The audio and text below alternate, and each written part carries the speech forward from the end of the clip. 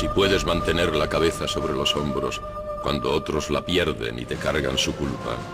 si confías en ti mismo aun cuando todos de ti dudan,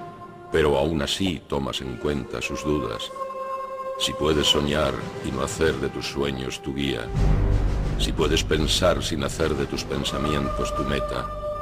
si triunfo y derrota se cruzan en tu camino y tratas de igual manera a ambos impostores, si puedes hacer un montón con todas tus victorias, si puedes arrojarlas al capricho del azar y perder, y remontarte de nuevo a tus comienzos sin que salga de tus labios una queja,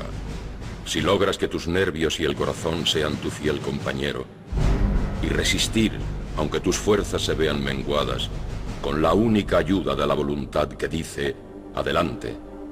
si ante la multitud das a la virtud abrigo, si aun marchando con reyes guardas tu sencillez, si no pueden herirte ni amigos ni enemigos, si todos te reclaman y ninguno te precisa,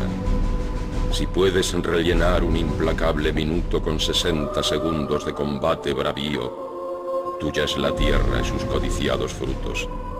y lo que es más, serás un hombre, hijo mío.